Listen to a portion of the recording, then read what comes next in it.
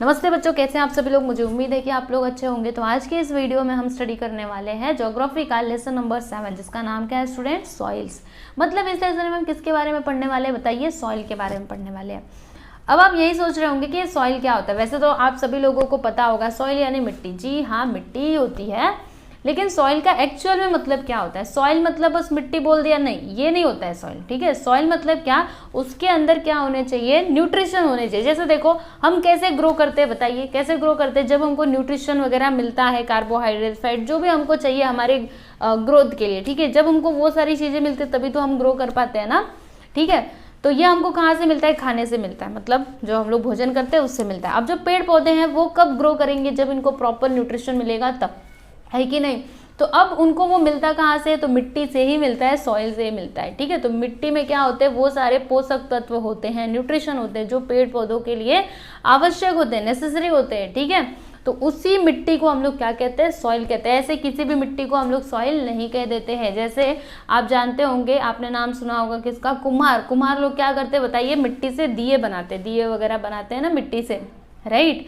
तो क्या उन्होंने जो मिट्टी का यूज किया है, क्या हम उसको सॉइल बोल देंगे, नहीं, वो सॉइल नहीं है। सॉइल एक्चुअल में है क्या, जो किसान लोग खेतों में फसल उगाने के लिए जिस मिट्टी का उपयोग करते हैं उसको हम सॉइल कहेंगे, क्योंकि उसके अंदर पोषक तत्व हैं। ठीक है, मतलब फसल के लिए जो भी जरूरी चीजें चाहिए, न्यूट्रिशन वगैरह, ये सारी चीजें उस मिट्टी में हैं, वो खेत वाली मिट्टी में, तो उसको हम क्या कहेंगे, सॉइल कहेंगे। और ये जो कुम्हार जिस मिट्टी का उपयोग कर रहा है, इसको हम सॉइल नहीं कहेंगे। आई होप कि आपको दोनों के बीच का डिफरेंस क्लियर हो गया होगा।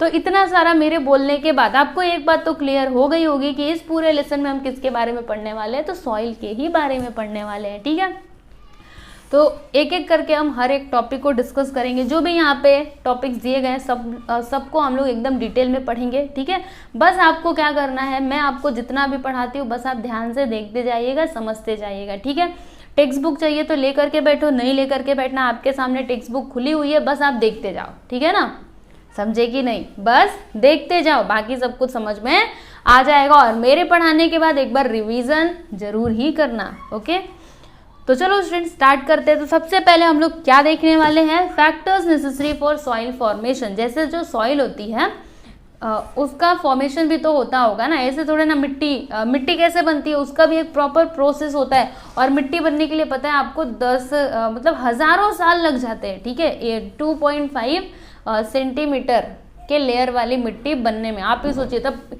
ये जो मिट्टी है कितना हमारे लिए कितना कीमती है, कितना वैल्यूएबल है कि नहीं। तो उसका पूरा प्रोसेस होता है। ओके, तो सॉइल फॉर्मेशन के प्रोसेस में जो भी फैक्टर्स जरूरी होते हैं, मतलब ये अगर फैक्टर्स नहीं रहेंगे तो सॉइल फॉर्म हो ही नहीं सकता। ठीक है, तो वो सारे फैक्टर्स को हम लोग यहाँ पे डिस्कस करने वाले हैं। ज़्यादा बड़ा नहीं है, कितने फैक्टर्स हैं, खाली बस तीन या फिर 4 ही फैक्टर्स हैं। ठीक है, काफ़ी इजी हैं, आपको समझ में आ जाएगा, 4 फैक्टर्स हैं। ओके, तो चलो स्टार्ट करते हैं। लेकिन उससे भी पहले यहाँ पे देखो क्या बताया गया है कि द पेरेंट रॉक, कौन कौन से वो 4 फैक्टर्स हैं, उनके हम लोग नाम देख लेते हैं, फिर उनको पूरा डिटेल में समझेंगे क्या होते हैं, कैसे होते हैं, क्या करते हैं वो। ठीक है ना, तो पेरेंट रॉक होता है पहला factor, and then climate of the region, then biotic material, it is the third factor of soil formation, and the slope of the land and time. Okay, तो 4 factors are there. First one is parent rock, second one is climate of the region, and the third one is biotic material, and the fourth one is time. Okay, so these are 4 factors which is necessary for soil formation. Okay, तो चलो एक एक करके हम इनके बारे में पूरा डिटेल में स्टडी करते हैं।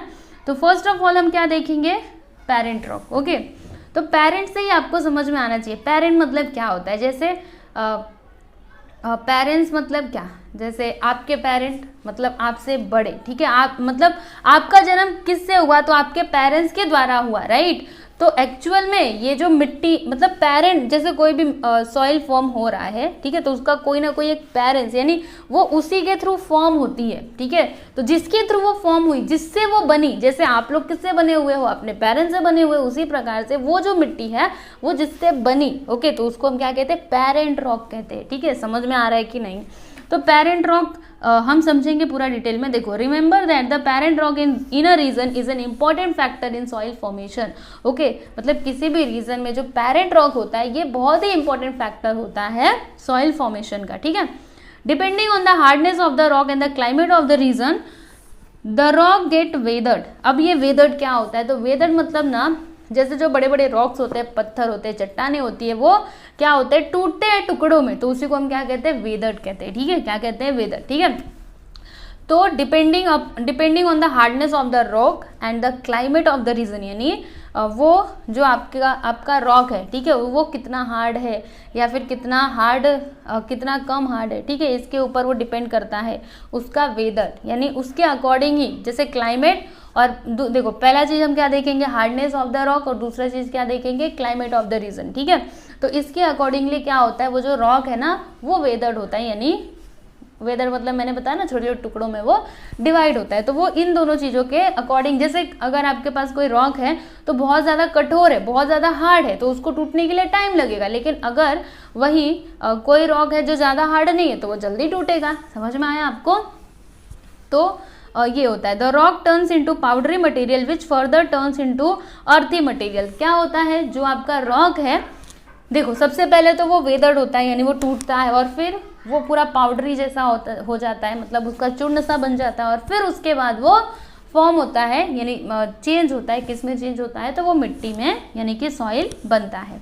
ठीक है, फॉर एग्जाम्पल, अभी देखो यहाँ पे एग्जाम्पल भी बताया गया है, the basalt rock of the Deccan plateau in Maharashtra turns into black soil after weathering. यानी महाराष्ट्र, ये डेक्कन प्लेटो में, मतलब महाराष्ट्र में जो डेक्कन प्लेटो है वहाँ पे जो रॉक है, ठीक है, उसका नाम क्या है, बेसाल्ट रॉक। तो जब ये वेदर्ड होता है, ठीक है, तो ये कौन सी मिट्टी इससे बनती है, तो ब्लैक मिट्टी बनती है, काली मिट्टी बनती है। ठीक है, देखो यहाँ पे लिखा हुआ है ब्लैक सॉइल। समझे कि नहीं? मैंने बोला ना, वो पत्थरों से ही जब वो चूर्ण बन जाते हैं, धीरे धीरे वेदर्ड होते हैं, फिर धीरे धीरे चूर्ण बनते हैं, उनसे ही जो सॉइल होता है वो उसका निर्माण होता है। ठीक है, तो डेक्कन प्लेटो में, महाराष्ट्र में डेक्कन प्लेटो जहाँ पे है, ठीक है, तो वहाँ पे बेसाल्ट रॉक्स हैं, तो जब उनका क्या होता है, जब वो वेदर्ड होती है तो उनसे ब्लैक सॉइल प्रोड्यूस होता है। समझे?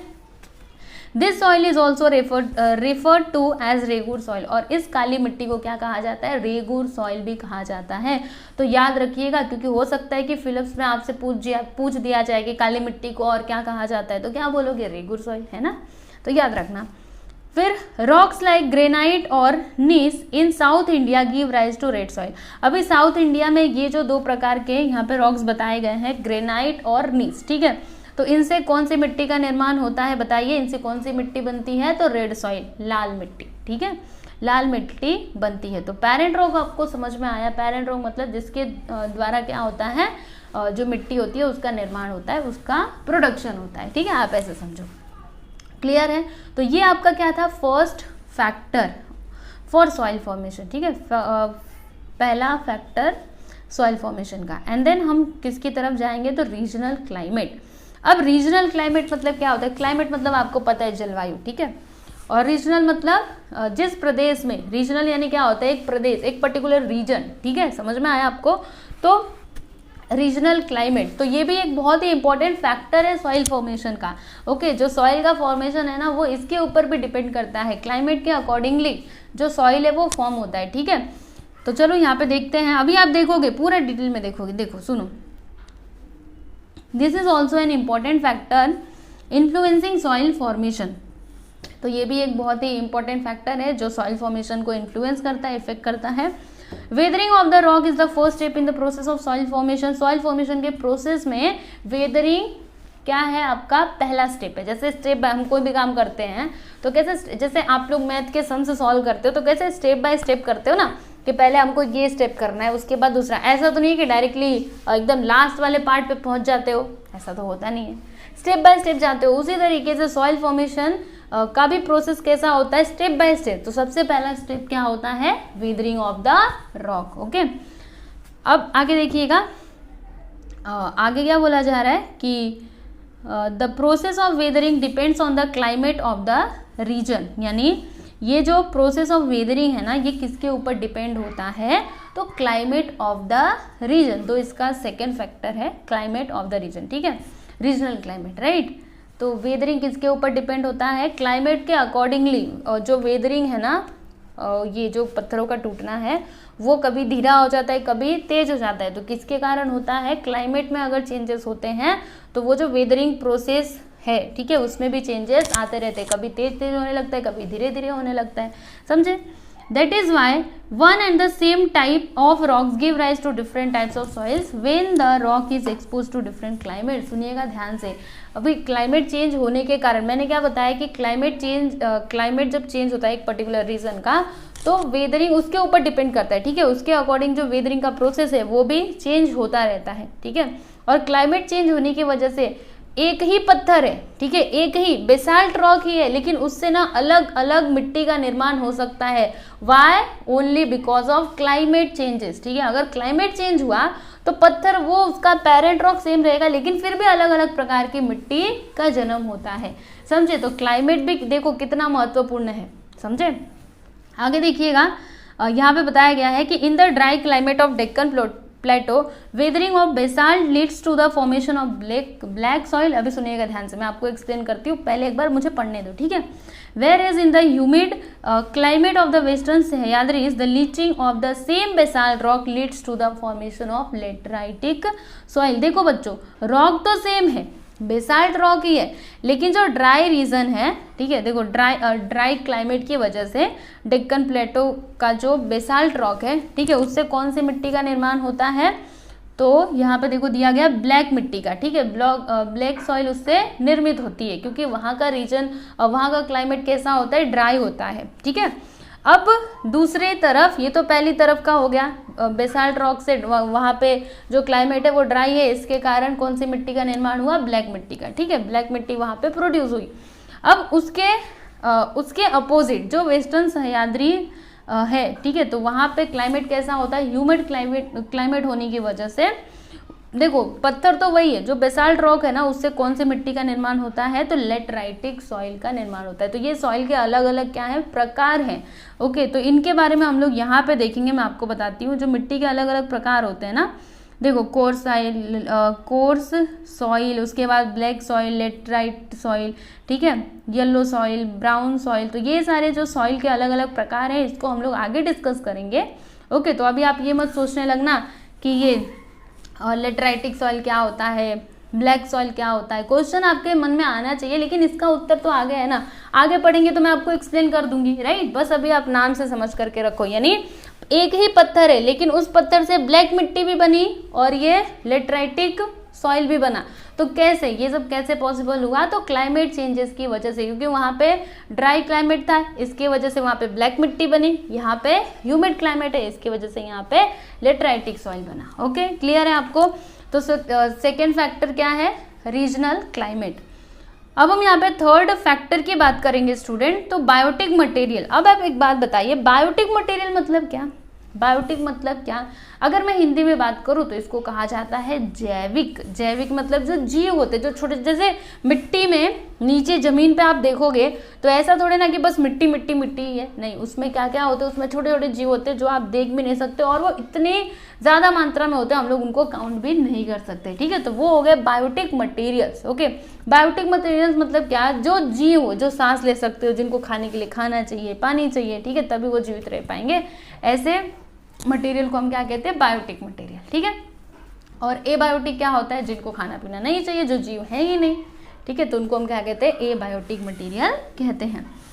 तो ये भी एक फैक्टर होते हैं सॉइल फॉर्मेशन के लिए, ठीक है। तो चलो देखते हैं इसमें क्या दिया गया है कि the weathering of rocks turns them into powdery material but this powdery material is not soil. सुनिएगा ध्यान से बच्चों, वेदरिंग जब होती है, रॉक्स की जब वेदरिंग होती है तो क्या होता है? जो आपके रॉक्स होते हैं वो पाउडर में चेंज हो जाते हैं, ठीक है, धीरे धीरे, मतलब टूटते हैं, फिर उसके बाद उसका चूरन बन जाता है, धीरे धीरे वेदरिंग होती रहती है ना, तो उनका चूरन बन जाता है, पाउडरी मटेरियल बन जाता है। तो क्या इसी को हम बोल देंगे सॉइल है? पत्थर को हमने लाया, पूरा पीस दिया, ठीक है, पतले पतले एकदम टुकड़े, उसको एकदम बारीक पीस दिया, तो क्या वो मिट्टी है? नहीं, वो मिट्टी नहीं होता है, ठीक है। मिट्टी क्या होता है? सुनिए, मिट्टी कैसे बनता है? वो तो पत्थर के छोटे छोटे टुकड़े हैं, मतलब पत्थर का पाउडर मटेरियल है, उसको अभी आप सॉइल नहीं कह सकते हो। तो सॉइल कहोगे तो कहोगे किसको? सुनो, to turn such powdery material into soil it is necessary that the biotic material get mixed into it, यानी उस पाउडरी मटेरियल को सॉइल बनाने के लिए उसमें क्या होने चाहिए, तो बायोटिक मटेरियल उसके अंदर होने ही चाहिए, उसमें मिले हुए होने चाहिए, तभी हम उसको सॉइल कह सकते हैं, नहीं तो उसको हम सॉइल नहीं कह सकते हैं। ठीक है, the biotic material comes from the decomposition of the remains of the plants and animals in that region। अब देखो मैंने आपको ये तो बोल दिया कि जो बायोटिक मटेरियल्स होते हैं वो मिट्टी में वो उस पाउडरी मटेरियल मिले होने चाहिए, तभी हम उसको सॉइल कहेंगे। लेकिन ये बायोटिक मटेरियल्स आते कहाँ से, है ना, ये सवाल तो आपके मन में आ ही रहा होगा कि ये बायोटिक मटेरियल्स आते कहाँ से हैं। तो सुनिए, इसका आंसर दिया गया है कि the biotic materials comes from the decomposition. Decomposition मतलब क्या होता है, छोटे छोटे टुकड़ों में उसको तोड़ना, उसका बारीक करना, ठीक है, वो होता है डीकम्पोजिशन। तो decomposition of the remains of the plants and animals in that region, यानी जो प्लांट्स के रिमेन्स होते हैं ना, जैसे खरपतवार, जैसे कोई पत्ता वगैरह है, तो ये सभी क्या हो गए, प्लांट्स के रिमेन्स यानी बचे हुए भाग। जैसे कोई पेड़ है तो उसके जड़ें, ठीक है, तो ये सभी मिट्टी में ही होती है ना, समझ में आ रहा है, जड़ें वगैरह। और जो एनिमल्स, समझिए कोई एनिमल्स मर गया है तो उसके जो भी पार्ट्स बचे हुए हैं वो सारी चीज़ें, तो जब उनका डीकम्पोजिशन होता है तब जाके ये बायोटिक मटेरियल्स उसमें मिलते हैं। ठीक है, the vegetal litters, roots of plants, remains of animals etc get decomposed due to water। ठीक है, तो अभी ये जो सारी चीजें हैं जैसे कि वेजिटल लिटर्स, अभी ये वेजिटल लिटर्स क्या होता है, जो खरपतवार नहीं होते हैं, मैंने अभी अभी बोला, जैसे कोई पेड़ है, समझिए कोई पेड़ सूख गया, ठीक है, तो उसके नीचे की जो जड़ें रहेंगी वो खरपतवार, कोई पत्ता उत्ता गिरा है वो, उसके बाद रूट्स ऑफ प्लांट्स, हाँ वही जो जड़ें मैंने बोला, उसके बाद रिमेन्स ऑफ एनिमल्स, कोई एनिमल्स मर गए हैं तो उनके रिमेन्स, क्योंकि जो जानवर होते हैं, हम इंसानों में क्या होता है, अगर हम मरते हैं तो हमारा तो प्रॉपरली अंतिम संस्कार किया जाता है, हमारी हड्डी भी खोजने लगोगे तो नहीं मिलेगी, है ना। लेकिन जो जानवर होते हैं उनका थोड़ा ना कोई अंतिम संस्कार करता है, वो तो मरे रहते हैं यहीं पे। तो अच्छा, आपने देखा होगा ऐसे कहीं पे चूहा मरा हुआ रहता है, ठीक है, तो कहीं पे और भी जो जीव मरे हुए होते हैं, जैसे हम तो मरे तो हमारा तो सब कुछ हो जाता है, ठीक है, तो वो तो अलग बात है, हाँ। लेकिन अगर वहीं कोई जानवर मरता है तो उसको तो कोई फेंकता भी नहीं है, कुछ करता भी नहीं है, तो ये सब जाते कहाँ पे है, तो यही तो एनिमल्स क्या होते हैं, डीकम्पोज होते हैं। अब ये डीकम्पोज इनको करता कौन है, तो जो छोटे छोटे माइक्रो ऑर्गेनिजम्स होते हैं वो क्या करते हैं, धीरे धीरे धीरे धीरे इनको खा करके खत्म कर देते हैं। यानी प्रकृति ने पूरा एक प्रोसेस बना करके रखा हुआ है, वो जानते हैं, प्रकृति को पता है, प्रकृति जानती है कि इन जानवरों का कोई भी अंतिम संस्कार करने के लिए नहीं आएगा, है ना, तो उन्होंने वो छोटे छोटे कीड़े बना दिए भगवान ने कि वो उनको धीरे धीरे खा करके खत्म कर देंगे। ठीक है, तो ये होता है आपका डीकम्पोजिशन। ठीक है, माइक्रो ऑर्गेनिजम्स के थ्रू इनका डीकम्पोजिशन होता है, समझे। तो अभी आगे क्या दिया, द बायोटिक मटेरियल दस produce gate mixed into the soil and is called humus. अब जो ये बायोटिक मटेरियल्स होते हैं, ठीक है, तो ये क्या होते हैं, मिट्टी में मिल जाते हैं और इनको क्या कहा जाता है, तो ह्यूमस कहा जाता है। ठीक है, क्या कहा जाता है बताइए, ह्यूमस कहा जाता है। और if the proportion of humus in the soil is greater the soil becomes fertile, यानी जिस सॉइल में ह्यूमस की मात्रा अधिक होती है, ठीक है, तो वो मिट्टी ज़्यादा क्या होती है, फर्टाइल होती है, यानी कि उपजाऊ होती है, मतलब वहाँ पे फसल अच्छी उग सकती है। कहाँ पर, जिस मिट्टी में ह्यूमस की मात्रा अधिक होती है, समझे। आगे चलते हैं, अभी आगे भी है, जी हाँ, अभी इसी में आगे भी है। तो इसमें क्या बोला गया है कि the process of decomposition by living organisms takes place continuously, यानी ये जो डिकम्पोजिशन का प्रोसेस है, जो लिविंग ऑर्गेनिजम्स है, छोटे छोटे माइक्रो ऑर्गेनिजम्स हैं, ये जो धीरे धीरे डिकम्पोजिशन का ये जो प्रोसेस है, यानी प्लांट्स को, एनिमल्स को ये लोग धीरे धीरे खाते रहते हैं, उनको धीरे धीरे तोड़ते रहते हैं, तो ये कंटिन्यूअसली चलता रहता है, ये कभी भी रुकता नहीं है, क्योंकि जो जीव है उनको खाने के लिए खाना चाहिए तो चाहिए, ठीक है, तो वो उसी से तो अपना पेट भरते हैं ना, सबको भाई खाने के लिए खाना चाहिए, समझे। फिर nowadays production of vermi compost is undertaken on a large scale. Try to understand the process of producing vermi compost और compost. Production of compost needs sufficient period of time and elements like organic waste, water, heat etcetera. देखो बच्चों, अभी अभी मैंने आपको बताया था कि जब ये ह्यूमस क्या होता है, जब इसमें वो जो बायोटिक मटेरियल्स है जब वो उसमें मिले होते हैं तो उसको हम कहते हैं ह्यूमस। और जब बायोटिक मटेरियल्स उसमें मिले होते हैं, यानी ह्यूमस की मात्रा जितना अधिक होता है उतना वो मिट्टी ज़्यादा फर्टाइल होता है। इसीलिए आज के टाइम पे क्या किया जाता है, तो जो डीकम्पोज वाले खाद होते हैं, ठीक है, तो उनको बनाया जाता है। अभी इसको बनाने में क्या लगता है, मतलब थोड़ा टाइम लगता है, ठीक है। एक प्रोसेस है जिसके थ्रू ये खाद तैयार की जाती है, फिर खेतों में उसका उपयोग किया जाता है। इससे क्या होता है, फसल आपकी अच्छी होती है। इसमें किसका उपयोग किया जाता है बताओ आपको, केचुआ जानते हो ना, वॉर्म, ठीक है। तो ये केचुए मिट्टी में होते हैं, तो उनसे ये खादें बनाई जाती हैं। और भी चीज़ें इनके लिए मतलब ज़रूरी हो सकती है, जैसे उसमें जो ऑर्गेनिक वेस्ट होते हैं, जैसे कि गीला कचरा वगैरह होता है, ठीक है। तो जब ये सारी चीज़ें रहेंगी, ये सारे एलिमेंट्स रहेंगे, एक तो कचरा होना चाहिए, मतलब गीला कचरा, ठीक है, पानी भी होना चाहिए और हीट भी होनी चाहिए, मतलब टेम्परेचर भी होना चाहिए, तब जाके ये खाद बन पाते हैं और इन खादों का उपयोग किया जा रहा है, ठीक है। इससे क्या होता है, फसल आपकी अच्छी होती है। तो ये हो गए बायोटिक मटेरियल्स। क्लियर है आपको? तो 3 फैक्टर्स तो हमने देख लिए जो कि बहुत ही ज़्यादा इंपॉर्टेंट थे। First one was parent rock, second one was क्या था, सेकेंड वन क्या था, regional climate, and the third one is biotic material. अब यहाँ पे नेक्स्ट हम किसकी बात करेंगे, तो टाइम की। अभी ये जो सॉइल फॉर्मेशन का प्रोसेस है, ये 1-2 दिन में तो होता नहीं है। ऐसा नहीं कि आज वो पत्थर टूट गया और कल मिट्टी बन गया, ऐसा तो होता नहीं है। इसको कम से कम हज़ारों साल लगते हैं, ठीक है, फॉर्म होने में। देखो यहाँ पे दिया गया कि soil formation is a natural and slow process. ये नेचुरल प्रोसेस और स्लो प्रोसेस है, ठीक है। नेचर में वो धीरे धीरे होता रहता है, हमको खबर भी नहीं लगती है, ठीक है। तो स्लो प्रोसेस है और नेचुरल प्रोसेस है। अब अगर आपसे पूछ दिया, समझिए एग्जाम में ऐसे पूछ दिया कि soil formation is dash and dash process, तो क्या बताओगे? क्योंकि फिलअप्स में ना ऐसे क्वेश्चन आ सकते हैं, इसीलिए सबकी तैयारी करके रखो, ठीक है।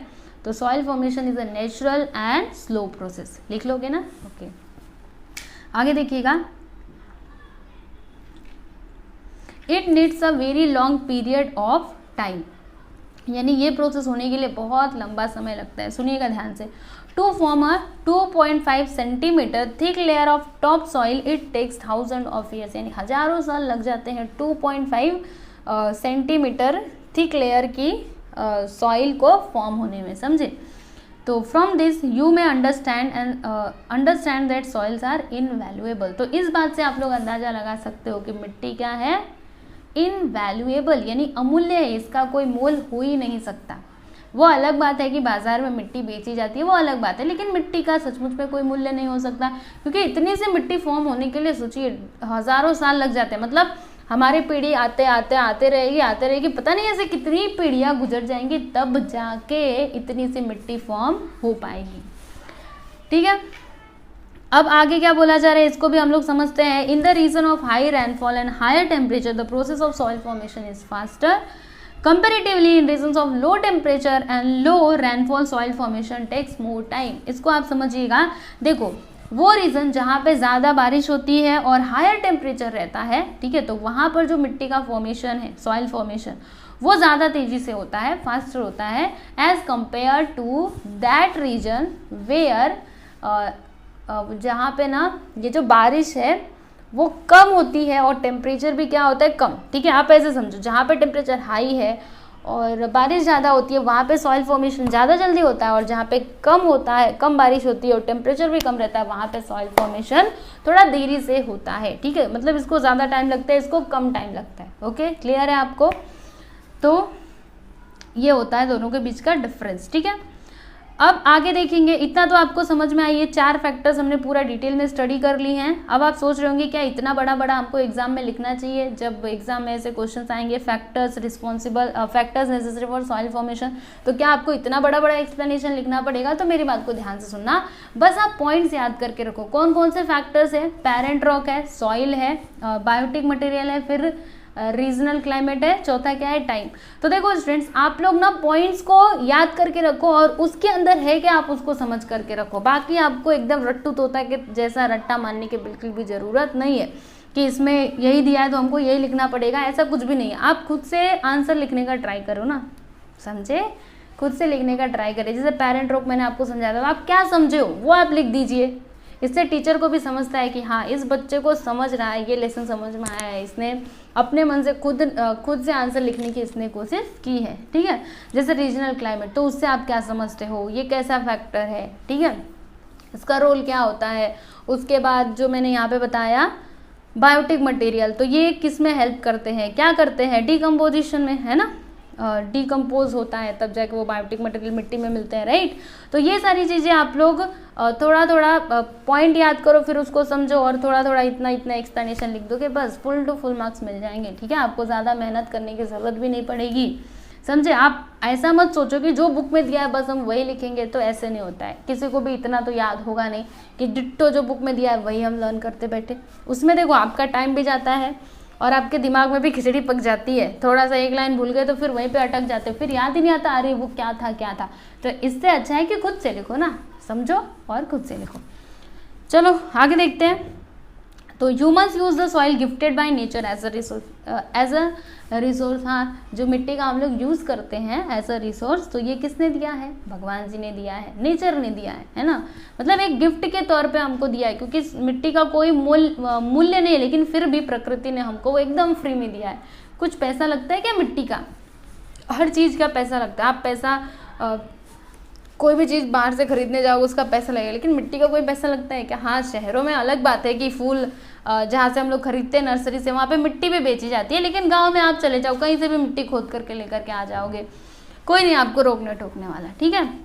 It is mainly use for agricultural purpose. इसका मेन यूज़ क्या है मिट्टी का, एक्चुअल में यूज़ इसका करता कौन है बताइए, किसान लोग करते हैं, फार्मर्स करते हैं, ठीक है। इसका मेन यूज़ क्या है, एग्रीकल्चर, ठीक है। मतलब एग्रीकल्चर पर्पस के लिए इसको यूज़ किया जाता है। For getting higher production different types of chemical fertilisers insecticides are used profusely, however this leads to the degradation of soil. अब सुनिएगा बच्चों ध्यान से। अब जो किसान लोग हैं वो ज़्यादा प्रोडक्शन यानी ज़्यादा अनाज को प्रोड्यूस करने के लिए क्या करते हैं, वो जो मिट्टी होती है मिट्टी में खाद वगैरह डालते हैं ना, फर्टिलाइजर्स, फिर पेस्टिसाइड्स यानी कीड़ों को मारने के लिए जो दवाइयाँ डालते हैं वो हो गए पेस्टिसाइड्स, ठीक है। तो अभी उनके उपयोग की वजह से क्या होता है, जो सॉइल है ना उसकी जो क्वालिटी है, ठीक है, वो कम हो जाती है। क्योंकि अगर हम ज़्यादा केमिकल वाली चीज़ों का यूज़ करते रहेंगे तो वो बंजर हो जाती है, अनुपजाऊ हो जाती है वो ज़मीन, क्या हो जाती है, उसकी जो फर्टिलिटी है वो ख़त्म हो जाती है। ओके, क्लियर है ना, आपको समझ में आया। तो बस यहाँ पे वही दिया गया है कैसे ख़त्म होती है उसकी फर्टिलिटी। तो जब हम लोग केमिकल फर्टिलाइजर्स मतलब जो रासायनिक खादें होती है, वो पेस्टिसाइड्स यानी जो कीटनाशक होते हैं जो कीड़ों पे मारा जाता है। आपने देखा होगा ना, किसान लोग क्या करते हैं, कीड़े मारने की दवाई लेकर के आएंगे, वो पानी में घोलते हैं और फिर वो पीठ पे लटका लेते हैं और जाकर के ऐसे ऐसे अपने फसलों को देते हैं। वो भी डालना चाहिए, अच्छी बात है, डालिए, लेकिन ज़्यादा मात्रा में उसका उपयोग नहीं करना चाहिए, नहीं तो फसलों को नुकसान होता है, ठीक है। और ये जब हम लोग ये फर्टिलाइजर्स यूज़ करते हैं ना केमिकल वाले, तो ये उससे जो फसल उग रही है, जो सब्जियां उग रही हैं, जो भी यहाँ पे चावल गेहूँ उग रहा है, वो हमारे स्वास्थ्य पे, हमारे हेल्थ पे बुरा प्रभाव डालते हैं, ठीक है। तो इसीलिए हमको कोशिश करनी चाहिए कि कम से कम उनका यूज़ किया जाए। पहले भी लोग खेती किया करते थे, तो क्या वो क्या उनके पास तभी केमिकल वाले फर्टिलाइजर्स थे? नहीं, वो लोग मतलब प्रकृति से जो चीज़ें मिलती थी, ठीक है, जो भी खाद वगैरह, जैसे कि गोबर की खाद का उपयोग किया करते थे। और गोबर की जो खाद होती है ना, वो सचमुच में बहुत अच्छी होती है, ठीक है। मैं आपको अपना एक रियल का एक्सपीरियंस बताती हूँ। मेरी मम्मी ने ना, वो जैसे गुड़हल, आपको पता होगा, गुड़हल जानते होंगे ना, जो लाल लाल ऐसे फूल निकलता है लाल लाल कलर का, तो जो गुड़हल था उसकी डंडी मेरी मम्मी लेकर के आई थी, ठीक है। तो उसको हमने अपने गमले में लगा दिया, ठीक है। अब हमने सोचा भी नहीं था कि वो कभी वो बड़ा हो पाएगा, उसमें से फूल निकलेगा, ठीक है। हमने तो ऐसे लगा करके छोड़ दिया, शायद उगी आए।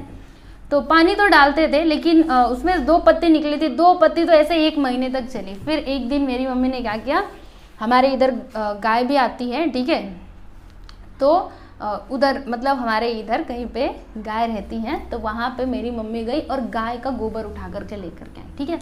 और उन्होंने क्या किया पता है, उस मिट्टी में डाल दिया जहाँ पे वो पौधा लगाया गया था गुड़हल का, उसमें डाल दिया। और देखते ही देखते वो पौधा बहुत बड़ा हो चुका है और उसमें फूल भी आते हैं। मैं आप लोग को कभी दिखाऊंगी, ठीक है। उसके ऊपर मैं ना एक वीडियो ही बनाऊंगी जिसमें आप लोग देखोगे वो फूल बहुत अच्छे सुंदर सुंदर फूल आते हैं, बहुत प्यारे लगते हैं। वो किसका कमाल है बताइए। ऐसे तो हमने उसको लगाया हुआ था लेकिन कुछ नहीं हो रहा था, लेकिन जी हुई गोबर की खाद डाली, गोबर ला करके डाला, इतना अच्छा से वो बढ़ गया है ना, और बहुत एकदम हरा हरा है, एकदम स्वस्थ है, उसको कुछ नहीं हुआ है, ठीक है। तो आप समझ सकते हो, पहले को लोग इसी तरीके से खेती किया करते थे, गोबर की खाद का यूज़ करते थे, ठीक है, और जो कंपोस्ट खाद होती थी उनका। अब ऑलवेज रिमेंबर, ओके, तो इसमें क्या दिया, जो मैंने आपको स्टार्टिंग में बताया था ना वही दिया है कि सॉइल मतलब क्या होता है, सॉइल में जो भी पोषक तत्व चाहिए वो सभी जो होते हैं तभी हम उसको सॉइल कह सकते हैं। सॉइल को मिट्टी नहीं कह सकते, मतलब सॉइल और मिट्टी अलग अलग है। सॉइल क्या है, पूरा एक मतलब एक पूरा मेन है, ठीक है, और मिट्टी क्या है, उसका थोड़ा सा पार्ट है, ठीक है। जो कुम्हार लोग यूज़ करते हैं दैट इज़ मिट्टी, एंड जो फार्मर्स लोग यूज़ करते हैं that is called as the soil. Okay, clear है आपको? तो यहाँ पे ये 4 फैक्टर्स जो हमने थे उसको तो ख़त्म कर लिया, मैंने पहले बताया है। अब यहाँ से हम लोग को ना एक एक्टिविटी दी गई है, ट्राई दिस। तो क्या करना है इसमें, इसको मैं आप लोग को बताती हूँ। ट्राई करो, इससे आपको कुछ तो समझेगा। क्या समझेगा, अभी जब आप वो एक्टिविटी करोगे तब आपको समझेगा। क्या करना है ना, सुनो। 3 आप गमले ले लो। गमला जानते हो ना, गमला क्या होता है, पॉट, ठीक है, फ्लावर जो पॉट जिसमें ना ये फ्लावर्स लगाए जाते हैं वो पॉट आप ले लीजिए। 3 लेना है। एक को क्या करो, एक को ऐसे खाली रख दो, ऐसा पॉट लिया ना ऐसे खाली रख दो। एक में मिट्टी भरो और एक में क्या करना है पता है आपको, उसमें खाली बस पानी भर दो। वो जो नीचे वाला छेद है, नीचे वाला छेद बंद करके पानी भरना, नहीं तो पानी पूरा नीचे चला जाएगा, ठीक है। तो जो नीचे वाला छेद है उसको आप बंद कर दीजिए, फिर उसमें पानी भरिए, एक में मिट्टी भरिए और एक को ऐसे खाली छोड़ दीजिए। अब क्या करना है, देखिए यहाँ पे दिया गया है, हाँ, keep 1 pot empty, fill in the second. हाँ, ये तो मैंने आपको बता दिया। अब क्या करना है, उसमें कुछ बीजे डालने, कुछ सीड्स। जैसे आपके घर में जो भी धनिया होता है ना, धनिया जानते हो ना, गोल गोल जो सब्जी वगैरह में डाला जाता है पीस करके, वो धनिया का बीज ले सकते हो, या फिर कोई ये मतलब कोई भी बीज चलेगा, कोई भी बीज। देखो यहाँ पे कुछ नाम दिए गए हैं, जैसे कि ग्राम यानी चना भी आप ले सकते हो, मटर भी ले सकते हो, जो भी आपके घर में अवेलेबल है, जौ है, कुछ भी है वो ले लो और तीनों में डाल दो, ठीक है। तीनों में ले लीजिए और वो तीनों में डाल दीजिए और 5 से 6 दिनों तक आप ना उसमें क्या करो, और सनलाइट में रखना, ऐसे अंदर मत रखना, ऐसे घर में रखोगे तब तो कुछ नहीं होगा, हाँ, क्योंकि पौधों को बढ़ने के लिए सनलाइट की भी ज़रूरत होती है। आपने साइंस में पढ़ा होगा कि जो पौधे होते हैं वो किसके कारण अपना खाना बना पाते हैं, तो जब उनको सूर्य का प्रकाश मिलता है तभी जाके वो खाना बना पाते हैं, राइट। तो आपको सूर्य के प्रकाश में रखना है, यानी बाहर रखना है, ऐसे घर में नहीं रखना है, ठीक है। तो उसमें 2-3 दिनों तक ऐसे पानी डालते रहो और फिर 4 से 5 दिन बीतने के बाद आप देखो आपको क्या दिखाई देगा, आपको क्या लगता है, what happen to the seeds put in the empty pot and the pot filled with water. क्या होगा, जो एम्प्टी, जो खाली वाला पॉट है उसका बीज तो वो ग्रो ही नहीं करेगा, क्योंकि पानी बस डाल रहे, वो पानी रुकने के लिए तो कुछ जगह चाहिए, कुछ है ही नहीं, तो वो उसमें कुछ नहीं होगा। और जो पानी वाला है, पानी उसमें आपने बीज डाला, वो तो बीज सड़ी गया होगा, ठीक है, क्योंकि 4 से 5 दिन तक खाली पानी से वो बीज भरा रहेगा, तो क्या वो उगेगा, खराब हो गया होगा। और जो तीसरा वाला पॉट था जिसमें आपने मिट्टी भरी थी, जिसमें आप पानी भी डाल रहे थे थोड़ा थोड़ा करके, मिट्टी भी थी, बीज भी था, तो उसमें से आपको पौधा निकला हुआ दिखाई देगा, वो एकदम स्वस्थ होगा। और ये दोनों क्या होंगे, अस्वस्थ होंगे, ये दोनों तो खत्म ही हो गए होंगे, राइट। तो इससे आपको क्या समझ में आया कि किसी भी पौधे को बढ़ने के लिए किसकी ज़रूरत होती है, तो मिट्टी और पानी तो चाहिए ही चाहिए। अगर मिट्टी नहीं रहेगी तो फिर वो प्लांट ग्रो कर ही नहीं सकता, समझे।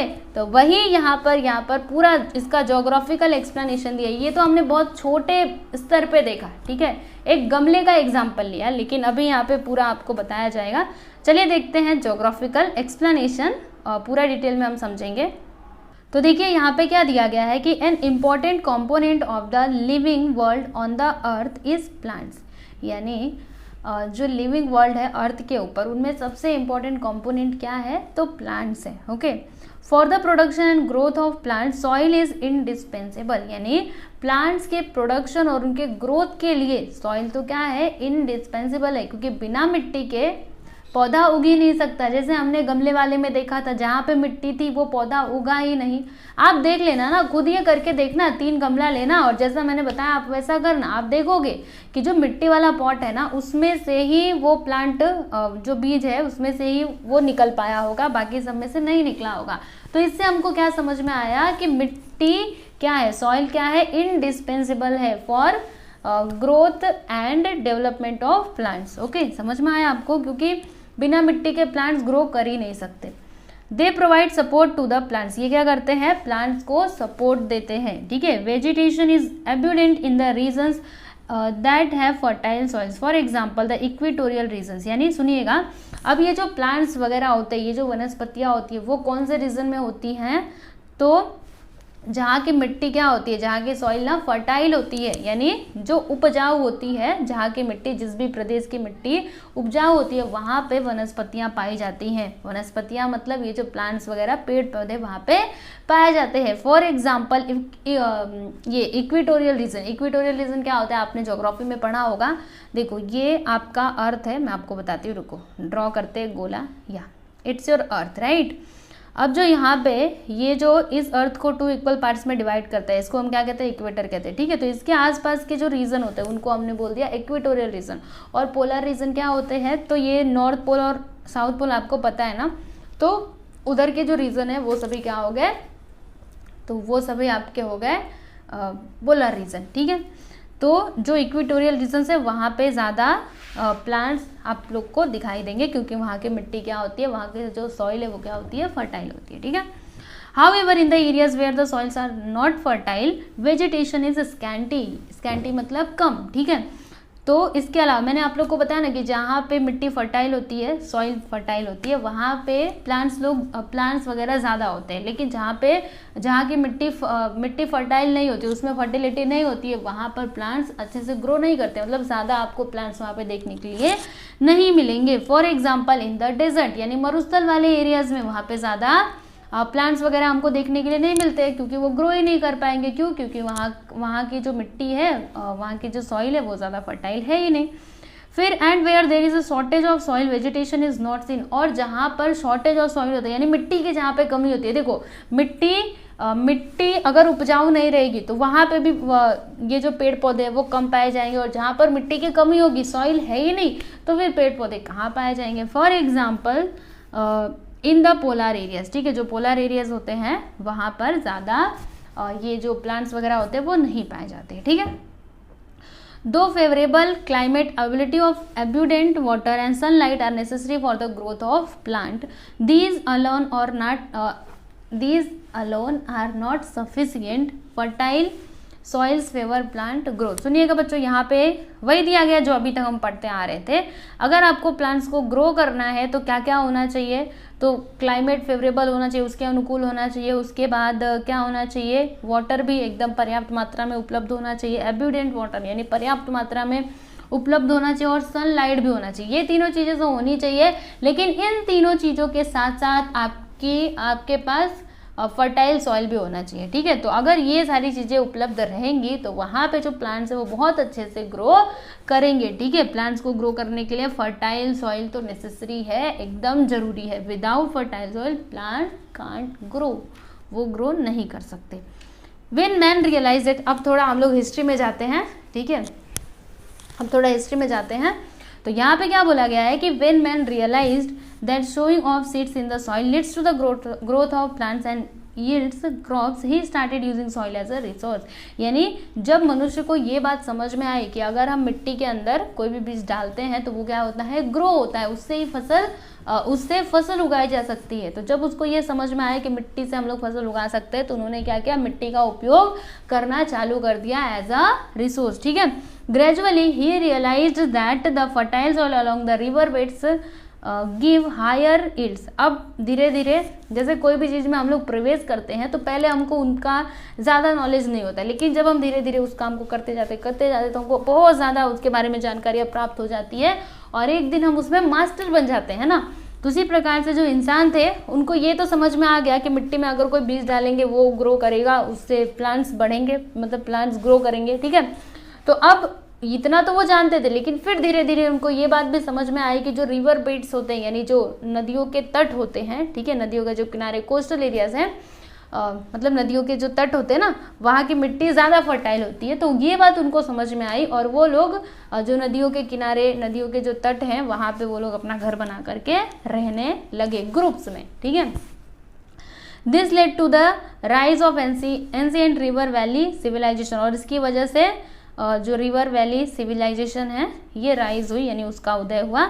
जैसे कि इंदस सिविलाइजेशन, यहाँ पे एग्जाम्पल भी दिया गया है इंदस सिविलाइजेशन का, ठीक है। तो वो इसी के कारण राइज हुआ था, ओके। तो हिस्ट्री समझ में आई ना, हिस्ट्री। हाँ, आगे चलते हैं। For the growing population man started producing greater amount of food crops. He realise that crop production and prosperity in agriculture mainly depends on the fertility of soil and optimum availability of water। सुनिएगा बच्चों, अभी population तो दिन प्रतिदिन बढ़ती ही गई है ना, कम होती है क्या, बढ़ती ही रहती है। हमारे देश में तो कितनी बढ़ रही है ना, पॉपुलेशन की समस्या तो सबसे गंभीर है, राइट। तो पॉपुलेशन जब बढ़ती गई तो जो मनुष्य थे उन्होंने प्रोडक्शन भी अपना बढ़ाया, राइट। अब धीरे धीरे उनको क्या समझ में आया कि जो ये क्रॉप्स हैं, ठीक है, कब ज़्यादा अनाज उगेंगे, जब मिट्टी ज़्यादा फर्टाइल हो, जब सॉइल ज़्यादा फर्टाइल होगी, जितनी ज़्यादा मिट्टी फर्टाइल होगी, जितनी ज़्यादा वो सॉइल के अंदर फर्टिलिटी होगी, उतने ही ज़्यादा क्रॉप्स क्या करेंगे, हमारे ग्रो करेंगे। और इसकी वजह से hence there emerge competition among the people to discover fertile lands and settle there. फिर जब लोगों को ये समझ में आया, इंसानों को ये समझ में आया कि मिट्टी अगर फर्टाइल है तो ही वहाँ पे प्लांट्स अच्छे से ग्रो कर सकते हैं, वहाँ पे अनाज अच्छे से उग सकता है। तो जब ये बात उनको समझ में आई तो वो लोग अलग अलग जगह पे फर्टाइल लैंड खोजने लगे और वहाँ पे मतलब अपना घर बनाने की कोशिश करने लगी कि वहीं पे रहेंगे, वहीं पे खेती करेंगे, ठीक है। तो इस प्रकार से लोगों में क्या होने लगी, एक तरीके से स्पर्धा होने लगी, ठीक है। लोग फर्टाइल लैंड को खोजते, वहाँ पे रहते, ठीक है। Later for getting richer harvest he made efforts to increase the fertility of soils. और धीरे धीरे वो लोग प्रयास करने लगे कि कैसे करके जो मिट्टी की उर्वरक क्षमता है, यानी जो उसकी उपजाऊ मतलब कोई भी फसल उगाने के लिए उसके अंदर जो भी न्यूट्रिशन चाहिए, ठीक है, तो उसको बढ़ाने का ये लोग प्रयास करने लगे। कौन लोग, हम इंसान, और कौन। In the process, use of different fertilizers become a practice which leads to record agricultural productions। और इसकी वजह से अलग अलग प्रकार के फर्टिलाइजर्स यानी खादों का उपयोग हम करने लगे, ठीक है, जिसकी वजह से बहुत ही अच्छी पैदावार हुई, बहुत अच्छा प्रोडक्शन हुआ, किसका, अनाजों का, ठीक है। तो ये बात यहाँ पे दी गई थी। आई होप कि आपको सब कुछ समझ आ रहा होगा। अभी हम लोग ज़्यादा स्टडी नहीं करेंगे, बस ये पेज ख़त्म किया, हम यहीं पे स्टॉप कर जाएंगे, ज़्यादा आगे नहीं जाएंगे, क्योंकि अगर आप एक ही दिन में पूरा चैप्टर पढ़ने लगोगे फिर आपको ऊपर से जाएगा, ठीक है। तो ऊपर से नहीं जाने देना है, सब कुछ इधर से, ठीक है। इधर आया तो इधर ही रहना चाहिए, ऐसे ऊपर नहीं जाना चाहिए, हाँ। तो इसीलिए थोड़ा थोड़ा पढ़ेंगे, एकदम अच्छे से पढ़ेंगे, ठीक है। तो अभी ज़्यादा नहीं है, इसको भी हम समझ लेते हैं, उसके बाद फिर नेक्स्ट लेक्चर। तो चलो समझते हैं। Food crops fruits and flowers are produced according to the types of soils. देखो यहाँ पे बहुत अच्छी बात दी गई है कि टाइप्स के ये सॉइल्स के देखो सॉइल के अलग अलग टाइप्स होते हैं, ठीक है। तो उन्हीं के अकॉर्डिंगली क्या किया जाता है, खेती की जाती है।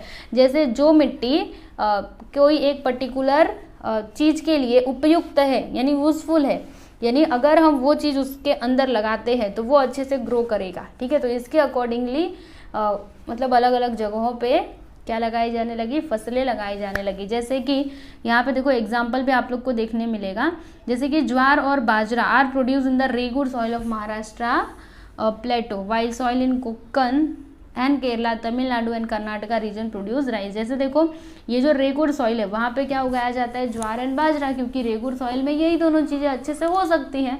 वहीं कोंकण, तमिलनाडु और केरला का जो एरिया है, ठीक है, तो वहाँ की मिट्टी में क्या होता है अच्छे से, तो राइस होता है, चावल होता है, तो वहाँ पे चावल की खेती की जाती है। यानी मिट्टी को पहचाना जाता है कि किस टाइप का, और फिर उसके अकॉर्डिंगली उसमें खेती की जाती है। इससे क्या होता है, हमारा समय भी बचता है ना, मतलब फालतू में हमने वो पूरा टाइम उसमें वेस्ट कर दिया लेकिन कुछ प्रोडक्शन ही नहीं निकला, ठीक है। तो अगर आपको ये सारी चीज़ों के बारे में जानकारी है कि इस मिट्टी में यही चीज़ होने वाला है तो वही फसल उगाएंगे, इससे क्या होगा, अच्छा प्रोडक्शन होगा, हमारी मेहनत भी बेकार नहीं जाएगी, समझे।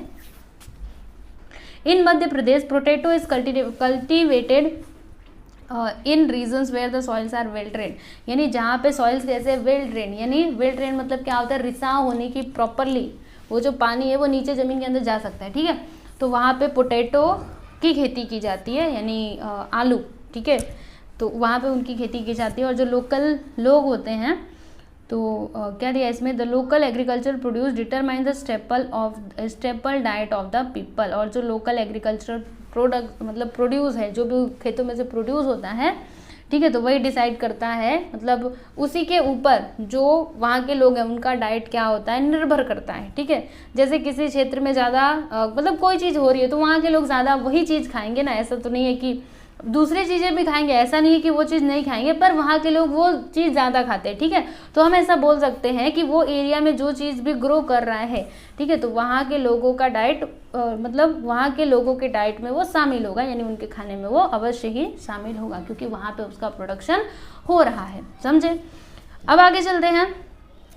तो आगे क्या बोला गया है, हाँ पीछे आ गए ना, आगे जाने की बजाय, ओके कोई बात नहीं, पहुँच जाएंगे। The reasons where soils are not arable need to fulfill their food requirements through import. For example, countries like Saudi Arabia, Qatar, Oman, etc. fulfill their requirements by importing food from China, India and the USA. देखो बच्चों, अब जहाँ की मिट्टी, जहाँ के जो soil है वो खेती के लिए अच्छे है ही नहीं, मतलब उसमें खेती हो ही नहीं सकती, उसमें अनाज उगाए जा ही नहीं सकते, तो वो प्रदेश के लोग क्या करते हैं, वो जो रीजन वाले लोग हैं क्या करते हैं, जो दूसरे देश है, दूसरे जो प्रदेश है वहाँ से अनाज को इम्पोर्ट करते हैं, ठीक है। जैसे ये कुछ देशों के यहाँ पे नाम दिए गए हैं, सऊदी अरेबिया, कतार और ओमान, ठीक है। तो ये लोग अपने खाने की पूर्ति कहाँ से करते हैं, तो ये जो भारत, चीन और यूएसए है, अमेरिका, ठीक है, तो यहाँ से ये लोग इंपोर्ट करते हैं अनाजों को, और फिर उनके खाने की पूर्ति तब जाके हो पाती है, क्योंकि उनके वहाँ पे ऐसा क्लाइमेट ही नहीं है, ऐसा मिट्टी ही नहीं है, तो कैसे वो वहाँ पे फसल होंगी, है ना, कैसे ग्रो करेंगे। क्योंकि हमने कितनी बार तो पढ़ा कि soil is necessary for the growth of plants. अगर सॉइल ही अच्छी नहीं है, वो फर्टाइल है ही नहीं, तो फिर उसमें प्लांट्स ग्रो कर ही नहीं सकते, समझे। चलिए आगे चलते हैं। तो आगे क्या दिया गया है कि the regions where the soils are fertile can be self reliant as far as the food production is concern, यानी जहाँ की मिट्टी क्या होती है, जहाँ की सॉइल फर्टाइल होती है, ओके। अभी सुनो, जहाँ की मिट्टी ये सॉइल ज़्यादा फर्टाइल है, वहाँ पे अनाज भी अच्छे से होगा, तो क्या उस प्रदेश के लोगों को दूसरे प्रदेश के ऊपर निर्भर रहना पड़ेगा क्या, डिपेंड रहना पड़ेगा क्या, कि वहाँ से हम लोग मंगाएंगे तब खाएंगे, ऐसा तो बिल्कुल भी नहीं होता है। वो क्या होते हैं, सेल्फ रिलायंट, यानी कि आत्मनिर्भर होते हैं इस मामले में, खाने के मामले में उनको किसी के ऊपर डिपेंड नहीं रहना पड़ता कि वो लाएंगे तो हम खाएंगे, ऐसा उनके ऊपर मतलब ऐसा वहाँ के लोगों को डिपेंड नहीं रहना पड़ता है किसी के ऊपर। वो क्या होते हैं, सेल्फ रिलायंट होते हैं, यानी आत्मनिर्भर होते हैं। Hence human settlements get concentrated in such areas, यानी ये एरियाज में, ऐसे जो एरियाज होते हैं जहाँ पे अच्छे से प्रोडक्शन होता है, जो सॉइल होती है वो फर्टाइल होती है, तो यहाँ पे कैसा हम लोग ह्यूमन सेटलमेंट देख सकते हैं, कंसंट्रेटेड। अब कई टाइप के ह्यूमन सेटलमेंट्स होते हैं, ये आपको कौन से लेसन में पढ़ने के लिए मिलेंगे, चैप्टर नंबर 10 में, जो ह्यूमन सेटलमेंट आपका चैप्टर है ना, अलग अलग ह्यूमन के सेटलमेंट्स होते हैं, उसी में एक कंसंट्रेटेड सेटलमेंट भी आता है, ठीक है। तो वो आप लोग चैप्टर में पढ़ोगे, चैप्टर नंबर 10 में, ठीक है। Agro based industries flourish in this areas at a later date, और फिर बाद में यहाँ पे जो एग्रो बेस्ड इंडस्ट्रीज हैं, यानी जो खेती के ऊपर बेस्ड इंडस्ट्रीज हैं, उनको यहाँ पे फिर लगाया जाता है, ठीक है, वो यहाँ पे आती हैं। फॉर एग्जाम्पल, अभी एग्जाम्पल भी दिया गया है, जैसे यहाँ पे शुगर फैक्ट्रीज का एग्जाम्पल दिया गया। जो शुगर फैक्ट्रीज है वो कहाँ पे लगाई जाती है, कहाँ पे डेवलप की जाती है, तो जो जहाँ पे शुगर केन का प्रोडक्शन होता है ज़्यादा मात्रा में, शुगर केन मतलब पता है ना, गन्ना, तो जो शुगर है वो किससे बनाया जाता है, गन्ने से बनाया जाता है, ठीक है। तो जहाँ पे गन्ना होता रहेगा उसी के आसपास में वो फैक्ट्रीज लगाई जाती है। क्यों, ऐसा क्यों, कहीं और दूर भी लगा सकते थे, पर उसी एरिया में क्यों लगाया, इससे क्या होता है, जो उनका ट्रांसपोर्ट का खर्चा है वो बच जाता है, क्योंकि इतने दूर से, समझिए, कोई गन्ने की खेती किसी एक प्रदेश में है, किसी एक राज्य में, और दूसरे राज्य में उसकी फैक्ट्री है, ठीक है। तो अब यहाँ से लेकर के वहाँ तक जाने में, अच्छा फ्री में तो जाएगा नहीं, किसी ना किसी गाड़ी से जाएगा।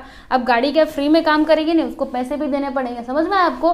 तो ट्रांसपोर्ट का कितना खर्चा हो जाएगा, जितना वो कमाएंगे नहीं उतना तो खर्चा हो जाएगा। इसीलिए क्या किया जाता है, जो भी उसके आसपास में जो भी मतलब प्लेसेस होते हैं वहाँ पे इन फैक्ट्रीज को सेटअप किया जाता है। इससे ट्रांसपोर्ट का भी खर्चा बच जाता है ना, और वो लोग ज़्यादा फायदा कमा सकते हैं। फिर जो फ्रूट, जहाँ पे फ्रूट ज़्यादा प्रोड्यूस होते हैं वहाँ पे फ्रूट प्रोसेसिंग वाले यूनिट्स लगाए जाते हैं, यानी इंडस्ट्रीज लगाई जाती हैं उन एरियाज़ में, ठीक है। These regions later shows the science of development, और फिर यही जो रीजन्स होते हैं जहाँ पे फैक्ट्रियाज वगैरह लगाई जाती हैं वो आगे चल करके इनका विकास होता है, वो डेवलप करती हैं, समझे। तो ये था बच्चों आपका लेसन। पूरा लेसन अभी ख़त्म नहीं हुआ है, अभी बहुत सारी चीज़ें यहाँ पे हमको पढ़ना है। तो इस एक लेक्चर में पूरे चैप्टर को ख़त्म करना इट्स नॉट पॉसिबल। पॉसिबल है, लेकिन आप उब जाओगे और मैं भी बोलते बोलते मुंह भी तो दुखता है ना, इतना कैसे बोल पाऊंगी। इसीलिए थोड़ा थोड़ा पढ़ेंगे, अच्छे से पढ़ेंगे, ठीक है। तो जितना मैंने पढ़ाया आप प्लीज़ एक बार रिवाइज करो, समझने की कोशिश करो। कुछ भी डाउट है तो इंस्टाग्राम, टेलीग्राम, कहीं पे भी आप पूछो, I am ready to give you answer. Okay, चलो स्टूडेंट्स, मिलते हैं नेक्स्ट वीडियो में। धन्यवाद।